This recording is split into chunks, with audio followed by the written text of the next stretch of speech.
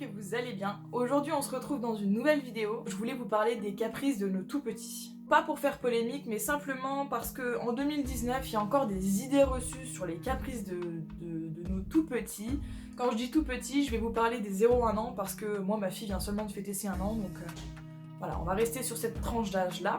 C'est un peu dommage qu'en 2019 on a encore des idées qu'un enfant est capable de nous manipuler dans le but d'avoir quelque chose.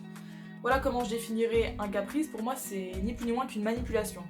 Pour avoir ça, je vais me comporter comme ça dans le but d'avoir le fin mot de l'histoire.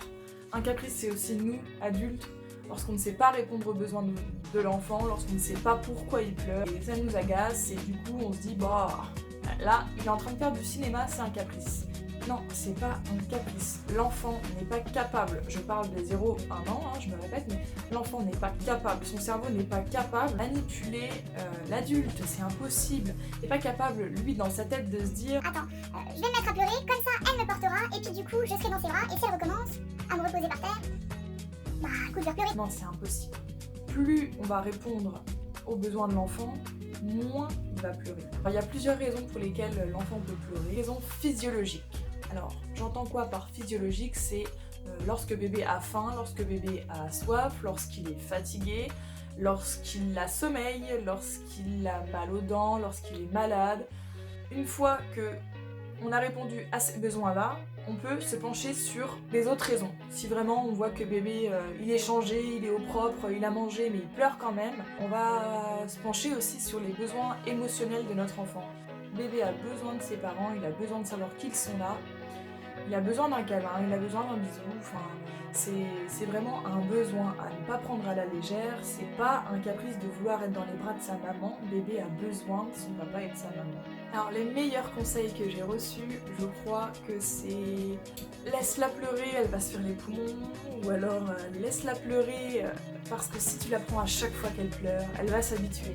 Et là après tu ne seras plus jamais débarrassé de ta fille. Elle va être tout le temps dans tes bras, elle va tout le temps pleurer pour être dans tes bras. Évitez de donner des super conseils comme ça qui sont franchement inutiles.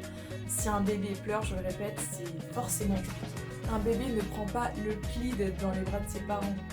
L'enfant a besoin aussi de ses parents et il est tout petit et on lui demande déjà de se détacher de nous et enfin, c'est cette société aussi un petit peu qui veut ça, je pense. Pour conclure cette vidéo, je voulais simplement vous dire qu'il n'y a pas de parents parfaits. Personne n'est parfait, on fait du mieux qu'on peut pour nos enfants.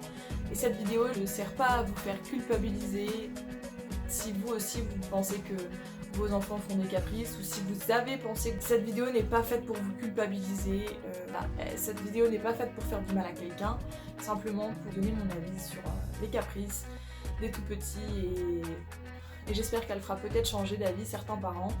J'espère que ma vidéo vous a plu, si c'est le cas n'hésitez pas à vous abonner à ma chaîne, on se retrouve bientôt pour une nouvelle vidéo.